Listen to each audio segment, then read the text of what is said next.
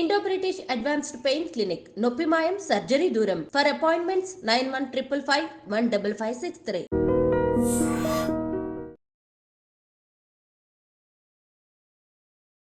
Welcome to I dream.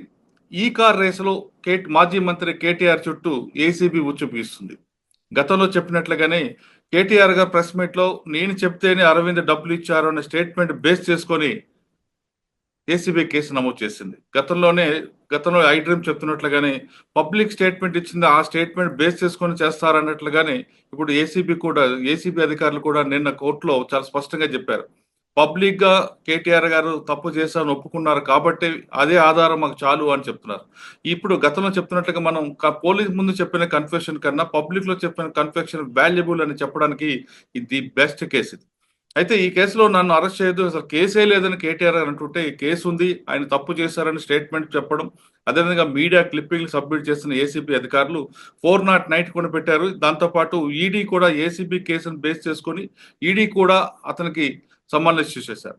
అయితే ఈ విషయంపై మనతో మాట్లాడడానికి స్కాట్లాండ్ నుండి హైకోర్టు అడ్వకేట్ గారు రాజీవ్ రెడ్డి గారు ఉన్నారు. ఆయన అడిగి అసలు పబ్లిక్ లో ఇచ్చిన స్టేట్మెంట్ బేస్ చేసుకొని ఎంతవరకు వెళ్తాది, అసలు కేసే లేదని చెప్తున్న కేటీఆర్ వాదిస్తుంటే కేసు ఉంది అని ఎవిడెన్స్ చూపిస్తున్న ఏసీబీకి మధ్యన డిఫరెన్స్ ఏంటో విషయాన్ని సార్ నేను తెలుసుకున్నాం. సార్ నమస్తే అండి. నమస్తే సార్, మన గతంలోనే మీరు చెప్పారు ఒక ఇంటర్వ్యూలో పోలీసుల ముందు ఇచ్చిన కన్ఫెక్షన్ వాల్యుబుల్ కాదు కానీ పబ్లిక్ లో ఇచ్చిన కన్ఫెక్షన్ వాల్యుబుల్ అని మీరు చెప్పారు. ప్రెస్ మీట్ లో చెప్పింది ఇదే బహుశా ఏసీబీకి ఎవిడెన్స్ గా కావచ్చు అని మీరు గత ఇంటర్వ్యూలో చెప్పారు. అదే విధంగా ఏసీబీ కూడా హైకోర్టులో ఆయన ఇచ్చిన స్టేట్మెంట్లు, ఆయన ఇచ్చిన పేపర్ కట్టింగ్లు అన్ని కూడా ఏసీబీ కోర్టుకి సబ్మిట్ చేయడం, దాన్ని బేస్ చేసుకుని హైకోర్టు కూడా డెసిషన్ తీసుకుంటుంది. కానీ 31వ తేదీ వరకు కేటీఆర్ గారిని అరెస్ట్ చేయదంటూ ఒక జడ్జిమెంట్ ఇచ్చింది కాబట్టి 37 వరకు కేటీఆర్ గారికి వెసులుబాటు ఉన్నట్లుగా మనం భావించవచ్చు. మరోవైపు ఏసీబీ కేసును బేస్ చేసుకుని ఈడీ కూడా కేటీఆర్ గారికి సమ్మన్ ఇష్యూ చేసింది.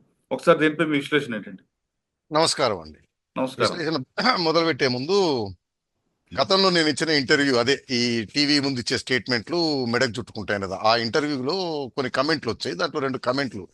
ఒక కమెంట్ ఏంటంటే ఆయన టీవీలో స్టేట్మెంట్, దాని గురించి మాట్లాడే ముందు ఒకసారి గతంలో మీడియాలో కేటీఆర్ గారు ఏం మాట్లాడారో చూద్దాం. అవు బరాబర్ ఇచ్చిన గవర్నమెంట్ గా నిర్ణయం తీసుకున్నా. I am the government, I was the government, minister and secretary are the government. I took a decision in the interest of Hyderabad. I took a decision in the interest of Telangana to put Hyderabad and Telangana on international map, international circuit. Tappa? Enduku pedtava case na meeda Hyderabad image venchiనందుక? The government of Telangana for about 8 years, starting from 2015 until 2023. So I'm very conversant, very well acquainted with all the happenings and how the procedures and how the department in general functions in Telangana and elsewhere as well. నేను చెప్తేనే అరవింద్కి డబ్బులు ఇచ్చారంటూ కేటీఆర్ గారు press meet లో చాలా స్పష్టంగా చెప్పారు. కాబట్టి ఇక మీరు అన్నట్లుగా పబ్లిక్ కన్ఫెషన్ ఎంతవరకు వాల్యుబుల్ అంది మీరు చెప్పండి. అదే దానికి చెప్తాను. అలా చెప్పడం తప్పు అని నేను చెప్పిన దానికి ఒక అతను కమెంట్ పెడుతూ కేటీఆర్ ధైర్యవంతుడు కాబట్టి అధికారులు నిరికించదలుచుకోలేదు అని పెట్టాడు. దానికి నా సమాధానం 2. ఒకటి, ఆయన అరెస్ట్ చేస్తే నేను యోగా చేస్తాను, ఆసనాలు వేస్తాను, బయటకు వచ్చి తిరిగి అధికారంలోకి వస్తానన్నాడు. స్టేకి వెళ్ళాడు. ఆయన ధైర్యం ఏ పార్టీదో ఆయనకే అర్థం కావాలి. 2వది, అధికారులను ఇరికించాడు, ధైర్యవంతుడు అన్నాడు. ఈ రోజు హైకోర్టులో వేసింది నాకు సంబంధమే లేదు, అంతా అధికారులు చేశారు అని చెప్పాడు. దాన్ని బట్టి ఆ కమెంట్ కి సమాధానం. ఇంకో ఆయన కమెంట్ పెట్టాడు. ఇది ఇంపార్టెంట్. మనం ఏదైనా ఇంటర్వ్యూలు చేసేటప్పుడు నేను చెప్పేది ఏంటంటే, ఇంటర్వ్యూలు వింటున్నప్పుడు జనాలు కులానికి, మతానికి, ప్రాంతానికి ఆపాదించకుండా చెప్పిన దాంట్లో పాయింట్ ఉందా లేదా చూడాలి. పాయింట్ తప్పైతే చెప్పాలి. ఒక ఆయన కులాలు మతాలు పక్కన పెట్టి నా ఇంగ్లీష్ భాష మీద పెట్టాడు. మెమోరాండమ్ ఆఫ్ అండర్స్టాండింగ్ కి అగ్రిమెంట్ కి నేనేదో కన్ఫ్యూజ్ అయ్యి అగ్రిమెంట్ ని అండర్స్టాండింగ్ అన్నాను, ఈ రెండింటి కూడా తేడా తెలియదు, దాన్ని బట్టి కేసు నిలబడదు అన్నట్టుదో మాట్లాడాడు. ఆయన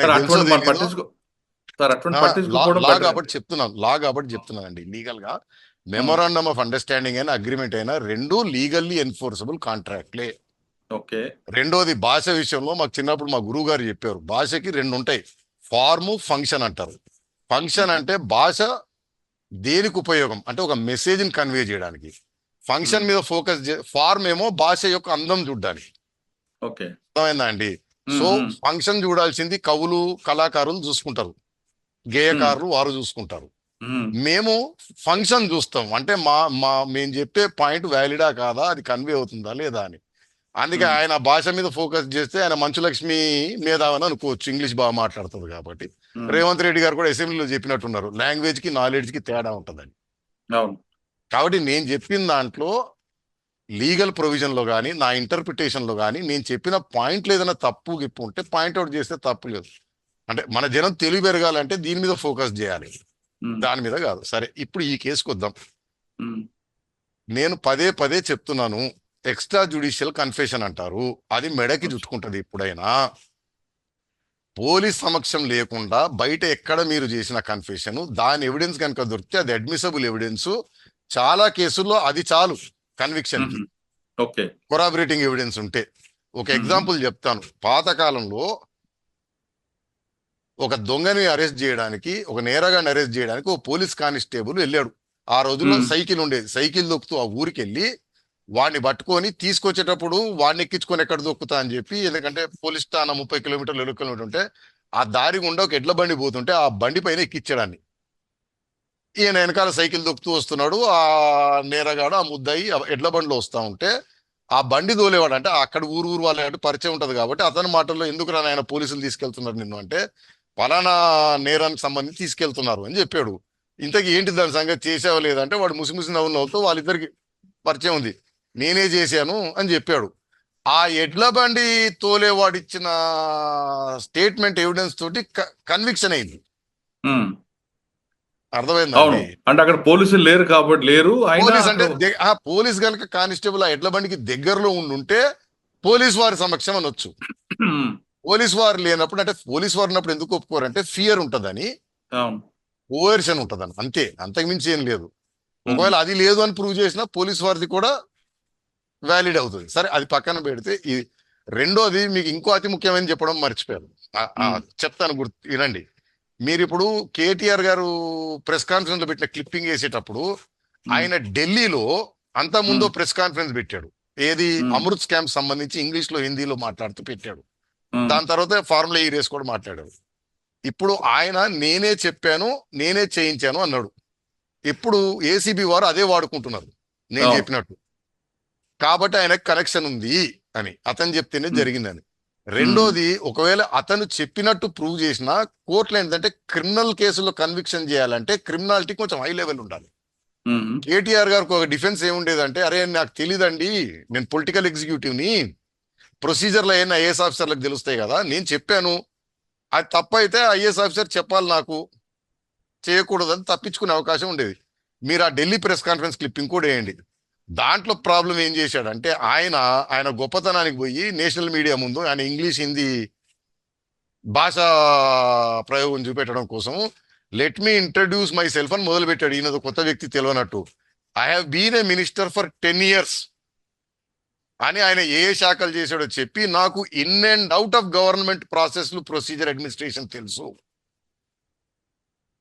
అని మొదలు పెట్టాడు ఆ ప్రెస్ కాన్ఫరెన్స్. ఇప్పుడు ఆ కాన్ఫరెన్స్ గంట సేపటి తీసేస్తే ఫస్ట్ స్టేట్మెంట్, నేను 10 ఏళ్ళు మంత్రిని, నాకు ప్రతి ఒక్కటి తెలుసు, గవర్నమెంట్ ప్రాసెస్, ప్రొసీజర్ ఎలా పనిచేస్తాయి అనేది అని పెడుతూ, నేనే చెప్పి అరవింద్ కుమార్ కి డబ్బులు ట్రాన్స్ఫర్ చేయించాను.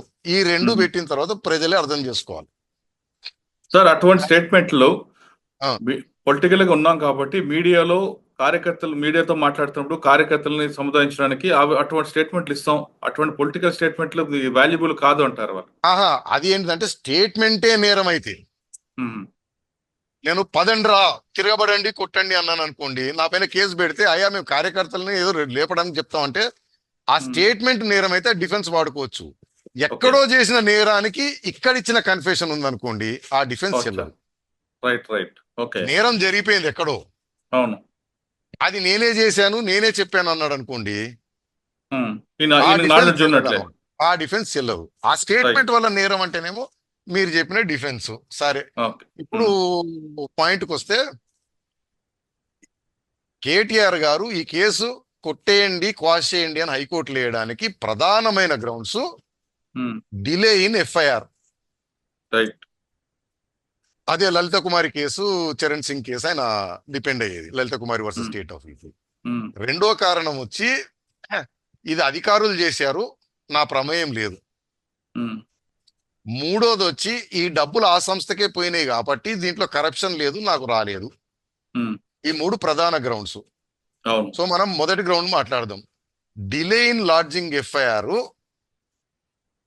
ఫేటల్ కాదు.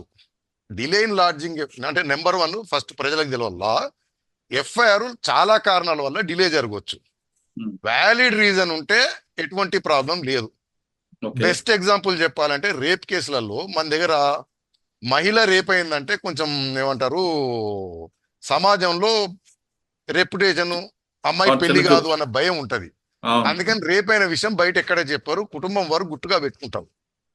బట్ కొన్ని రోజులైన తర్వాత ఆ కోపం చల్లారాక, అన్యాయాన్ని సహించలేక ఎవరో పెద్ద మనుషులు సలహా తీసుకొని పెద్ద మనుషులు తోడు పెట్టుకొని పోలీస్ స్టేషన్కి వెళ్ళి కంప్లైంట్ ఇస్తారు. ఉమ్, 3 నెలలు డిలే అయిందనుకోండి, ఇప్పుడు ఈ డిలే ఫేటల్ కాదు, ఉమ్, నో ప్రాబ్లం.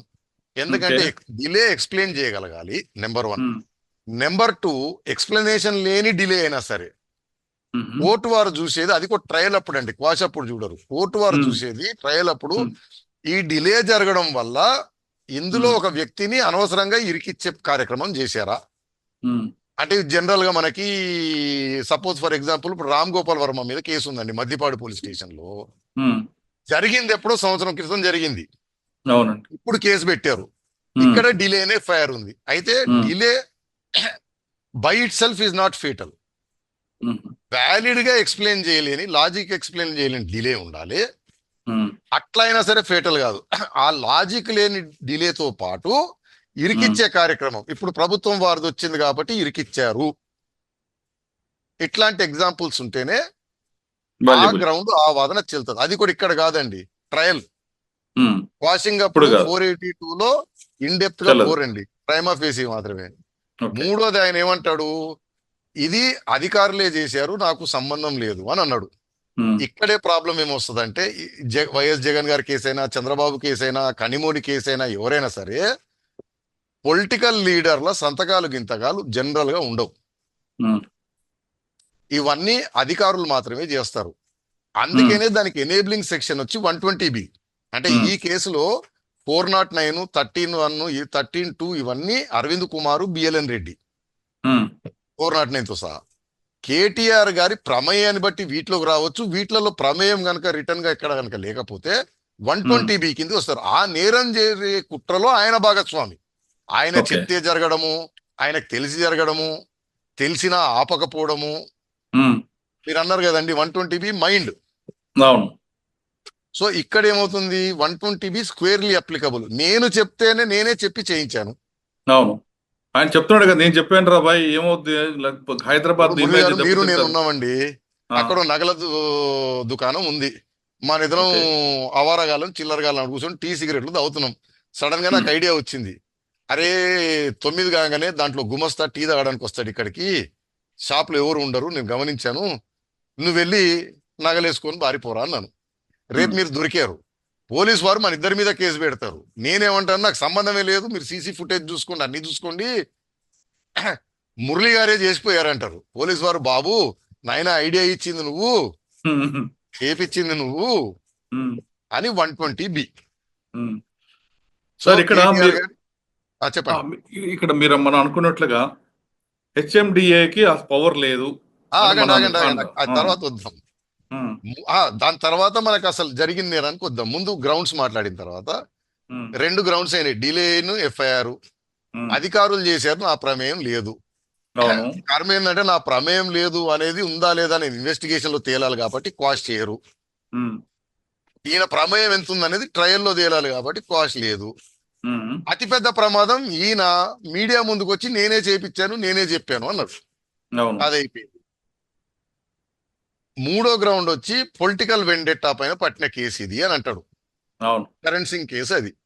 జనరల్ గా వెండెట్టా పైన జరిగే కేసులకి, ఫర్ ఎగ్జాంపుల్ నీకు నాకు సివిల్ తగాదాలు ఉన్నాయండి, ఆస్తి తగాదాలు 4-5, ఉమ్, ఇవ హోరాహోరీగా జరుగుతున్నప్పుడు మీరు ఎల్లో కంప్లైంట్ ఇచ్చారనుకోండి, సార్. ఆ కంప్లైంట్ చెల్లదు అని అన్నదండి కోర్టు. ఒకసారి పరీక్షిస్తుంది నిజంగానే ఉందా లేదా అని, ఉమ్, లేకపోతే రివెంజ్ కు పెట్టారా అనేది. ఉమ్, సపోజ్ ఆ కంప్లైంట్ పరీక్షించిన తర్వాత 482 కింద క్వాస్ట్ లో హైకోర్టులో ఉమ్, దాంట్లో అలిగేషన్లు ఉన్నాయి, వాటికి ఎవిడెన్స్ ఉన్నాయని తేలుతుంది అనుకోండి, ఇంటర్ఫియర్ కాదు. ఓకే. సో మీరు పొలిటికల్ వెండెటా అనండి, ఏమైనానండి, అంటే ప్రతి రాజకీయ నాయకుడు పొలిటికల్ వెండెటా అని అంటాడు. అవును. ఆ ప్రతి రాజకీయ నాయకుడు లక్షణం అది, కులం గాని పొలిటికల్ రా- రివెంజ్ ఆ. గాని. సార్ మరి నేను క్రాష్ కొట్టేయకుండా మరి 31st వరకు అరెస్ట్ చేయదనేది కోర్టు జడ్జిమెంట్ చెప్తాను అరెస్ట్ తర్వాత వద్దాం. సో 3 గ్రౌండ్లు అయినాయి. పొలిటికల్ వెండెటా చెల్లదు. ఇప్పుడు ఆయన అనేది డబ్బులు ఆ సంస్థకి చేరినాయి కాబట్టి నేరం జరగలేదు, కరప్షన్ జరగలేదు అని అంటాడు. అవును. నేను మన వీడియో చూసే ప్రజలందరినీ కోరుతున్నాను, గూగుల్ పోయి section 13(1) prevention of corruption act, 13(2) prevention of corruption act, section 406లో 405లో ఉంటదండి బ్రీచ్ ఆఫ్ ట్రస్ట్ డెఫినేషన్, 409లో పనిష్మెంట్ ఉంటది, 406 చూడండి. అది ఏదంటే ప్రభుత్వాధికారి తనకి తాను అనాయుత లాభం చేసుకున్నా ఆరొక వేరే వ్యక్తికి అనాయుత లాభం చేసిన అని ఉంటది. థర్డ్ పర్సన్ కూడా చేయడానికి వీలేదు. ప్రభుత్వాన్ని పక్కన పెట్టి మళ్ళీ మన ప్రైవేట్ పంచాయతీకి వద్దామండి. ఎగ్జాంపుల్ చెప్పాలంటే, ఇంతకుముందు నగల దుకాణం ఎదురుగుండా కూర్చొని మనం టీ తాగుతుంది ఇద్దరం అవారాగాలని. ఇప్పుడు ఆ నగల దుకాణంలో మీరే గుమస్తా, యజమాని కరెక్ట్ గా 8 గంటలకి టీ తాగడానికి వెళ్తాడని మీకు తెలుసు. మీరు నాకు చెప్పారు 8 గంటలకి, రే బాయ్ ఎవరు ఉండరు, నేను ఒక్కడే ఉంటాను, నేను చూసి చూడనట్టు ఉంటాను, కౌంటర్ తాళం తెరిచే పెడతాను అని చెప్పారు మీరు. నేను వచ్చి నగలేసుకొని దొబ్బేశాను, పోలీసులు పట్టుకున్నారు. ఇప్పుడు మురళి గారి డిఫెన్స్ ఏంటిది? నగలు నా దగ్గర దొరకలేదు, నగలు నా దగ్గరికి రాలేదు, నాకు ఎటువంటి లాభం జరగలేదు అనేది. కుదరదు. మూడో వ్యక్తికి అనాయుతంగా లాభం చేకూర్చడం. అర్థమైందండి? కాబట్టి రేవంత్ రెడ్డి గారు చెప్పినట్టు ఆ కంపెనీలో డబ్బులు పోయినాయి సరే, ఆ కంపెనీ నుంచి ఎట్టుపోయినది ఇన్వెస్టిగేషన్ లో తేలాలి. నెంబర్ 1. నెంబర్ 2, ఈ కేసులో ఆల్రెడీ అందరూ డైవర్ట్ అవుతున్నారండి. ఆ ఫార్ములా ఈ రేసింగ్ కంపెనీకి పోయిన డబ్బులు క్రైమ్ అనుకుంటున్నారు. నాకు అర్థమైనంత వరకు దీంట్లో ట్రైపర్టైట్ అగ్రిమెంట్ లో ఒక వ్యక్తి ఉన్నాడు, గ్రీన్కో, కేటీఆర్ గారు నా మంచి మిత్రుడు అని కూడా చెప్పాడు. అసలు లాభం ఆయనకు జరిగింది. ఎలాగంటే ఈ అగ్రిమెంట్ లో 100 కోట్లు అతను పెట్టాలి కాంట్రాక్ట్ ప్రకారం, అతను వెనక్కి జరిగాడు. ఆ వెనక్కి జరగడం వల్ల ఫార్ములా ఈ వరకు కేసు వేస్తే అతను కంపన్సేషన్ కట్టాల్సి వచ్చేది. కేటీఆర్ గారి 55 కోట్లు గవర్నమెంట్ తరఫున పంపించడం వల్ల అసలు అనాయిష్ట లాభం ఆ గ్రీన్కో కంపెనీకి జరిగింది. అతనికి పెనాల్టీ సేవ్ అయింది, అది ఎస్టాబ్లిష్డ్. ఇప్పుడు ఆ 55 కోట్లు కూడా ఎక్కడెక్కడ తిరిగాయనేది ఇన్వెస్టిగేషన్ లో తేలాలి. కాబట్టి క్వాష్ అనేది కాదు. ఇక మీరు అరెస్ట్ అంటారా? Stay of arrest. ఈ స్టే ఆఫ్ అరెస్ట్ మీరు గమనిస్తే ముందు నేను చెప్తా ఉన్నాను, 10 రోజులు, 3 రోజులు, 4 రోజులు జరుగుతుంది. ఎందుకంటే ఏ కేసులో కూడా తీవ్రమైన నేరం 409 లాంటి కేసుల్లో కోర్టులు అరెస్టులు ఆపజాలవు.